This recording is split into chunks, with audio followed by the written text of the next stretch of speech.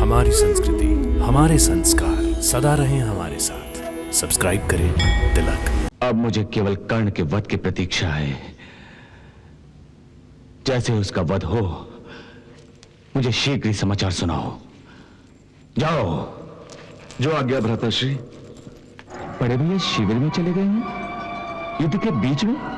वो कर्ण से परास्त हो गए हैं। कर्ण ने उन्हें जीवन दान दिया है, इसीलिए बड़े भैया लज्जित हो गए हैं। उस सूत पुत्र की यह हिम्मत!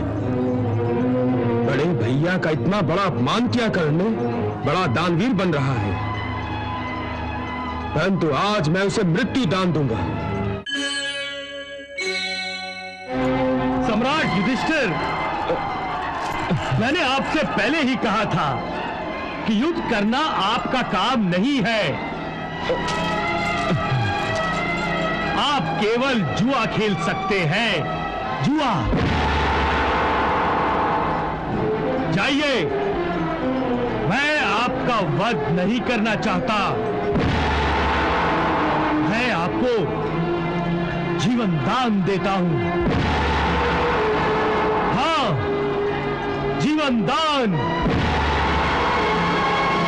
जाइए और जाकर द्वारकाधीश की आड़ में मुंह छुपाने वाले उस अर्जुन को भेज दीजिए और उससे कहिए, अब यदि उसमें वीरता के गुण का एक भी कण है तो आकर मेरा सामना करे। जाइए।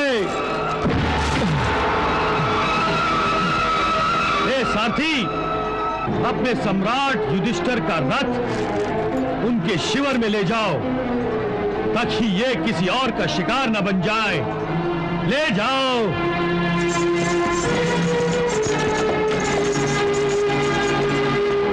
कर्ण ने युधिष्ठिर को भी जीवन दान दे दिया। कहीं वो पागल तो नहीं हो गया है? विजय के नशे में अपने होश और हवास खो बैठा है वो। उसकी बुद्धि भ्रष्ट हो गई है, बुद्धि भ्रष्ट हो गई है। युधिष्ठिर को जीवन दान दे रहा है। उसे तो चाहिए था कि वो युधिष्ठिर का वध कर देता। कैसे करता महाराज? युधिष्ठिर निशस्त्र जो हो गया था।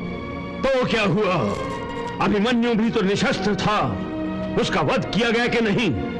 आचार्य द्रोण भी तो निशस्त्र थे, उनका भी वध किया गया कि नहीं?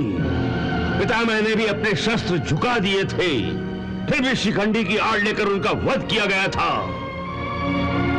एक अच्छा अवसर हाथ से निकल गया गांधारी, एक अच्छा अवसर हाथ से निकल गया। ग्रास मुंह तक आकर छिन गया।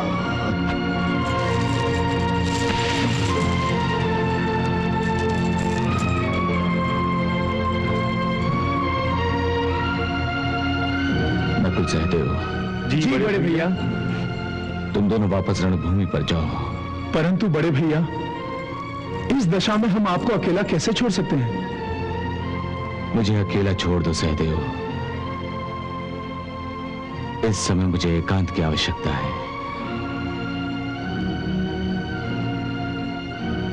मैंने कहा न जाओ। और हां,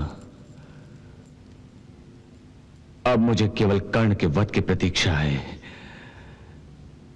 जैसे उसका वध हो, मुझे शीघ्र ही समाचार सुनाओ।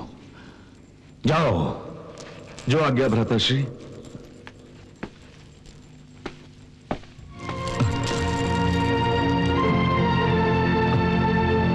बड़े भैया का रथ कहाँ है?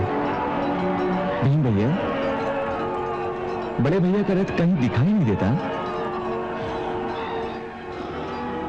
हाँ वासुदेव, बड़े भैया शिविर में चले गए हैं। बड़े भैया शिविर में चले गए हैं युद्ध के बीच में। वो कर्ण से परास्त हो गए हैं। कर्ण ने उन्हें जीवन दान दिया है, इसीलिए बड़े भैया लज्जित हो गए हैं। उस सूत पुत्र की यह हिम्मत! बड़े भैया का इतना बड़ा अपमान किया कर्ण ने। जीवन दान दे दिया। बड़ा दानवीर बन रहा है, परंतु आज मैं उसे मृत्यु दान दूंगा। चलो केशव, रथ को शीघ्र कर्ण के सामने ले चलो। नहीं पार्थ, पहले तुम्हें बड़े भैया के शिविर में जाना चाहिए। उन्हें इस दशा में अकेला छोड़ना उचित नहीं है। ठीक है।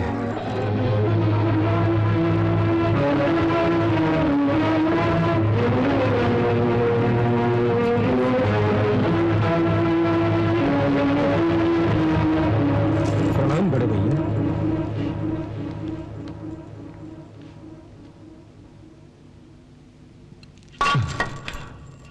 अर्जुन, तुम इतनी जल्दी आ गए? क्या कर्ण का वध हो गया? नहीं बड़े भैया, हम आपकी पराजय का समाचार सुनकर आए थे। मैंने कहला भेजा था कि मैं केवल कर्ण के वध का समाचार सुनना चाहता हूं, परंतु तुम तो कर्ण के द्वारा मेरी पराजय का समाचार सुनने आए हो। क्या तुम मेरी गर्दन को शर्म से झुका हुआ देखने आए हो? नहीं बड़े भैया। तो फिर युद्ध भूमि छोड़कर क्यों आए हो? तुम जानते हो अर्जुन कि कर्ण ने एक एक करके सभी पांडवों को परास्त किया है, फिर भी उससे युद्ध करने की बजाय तुम मेरे शिविर में आए हो। बड़े भैया, मैंने सोचा कि आप परेशान होंगे। अच्छा, तो तुम मेरे आंसू पोंछने आए हो। मैं अपना खून बहाना पसंद करूंगा, परंतु अपनी हार पर रोना नहीं। कर्ण से परास्त होकर मेरी गर्दन शर्म से झुक गई है। मैं तो रणभूमि पर लड़ते लड़ते मर जाना चाहता था,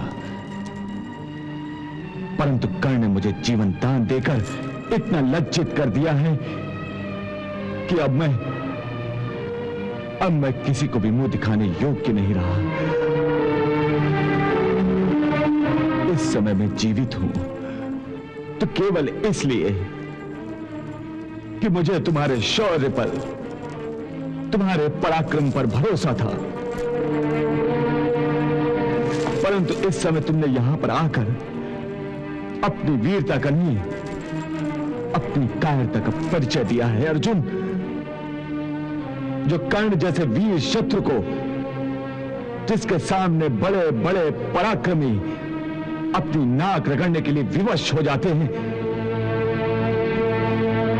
जो वीर योद्धाओं की पूरी सेना को मत कर रख देता है, मेरे पीछे अपनी सेना को उसके मुंह का ग्रास बनने के लिए छोड़ आए हो। बड़े भैया, भीम भैया भी तो है वहां। भीम अकेला क्या करेगा? क्या करेगा अकेला भीम? कर्ण ने रणभूमि पर भीम को परास्त करके छोड़ दिया था। तुम कैसे योद्धा हो अर्जुन, कैसे योद्धा हो? ये जानते हुए कि कर्ण का वध तुम्हारे सिवाय दूसरा और कोई नहीं कर सकता, तुम मुझे सांत्वना देने आए हो। और यदि सांत्वना ही देना चाहते थे तो मेरे अपमान का बदला देकर दे सकते थे, द्रौपदी के अपमान का बदला देकर दे सकते थे, परंतु ऐसा नहीं हुआ। तुम भी मुझे सांत्वना देने के बहाने रणभूमि से भाग कर आए हो। वास्तव में धिक्कार है मुझ पर, जो मैं दूसरों के भरोसे पर युद्ध कर रहा हूं। कर्ण से हार कभी मैं जीवित रहा तो केवल यह सोचकर कि तुम कर्ण को हराकर फिर मुझे अभिमान से सर उठाने का अवसर दोगे, परंतु ऐसा लगता है कि अब यह अपमान मेरे साथ ही मेरी चिता तक जाएगा। अब मुझे आत्महत्या कर लेनी चाहिए।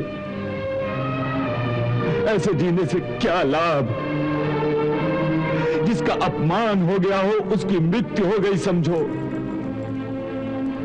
सर झुकाकर जीने से तो अच्छा है कि मैं मृत्यु के आंचल में अपना मुंह छुपा लूं।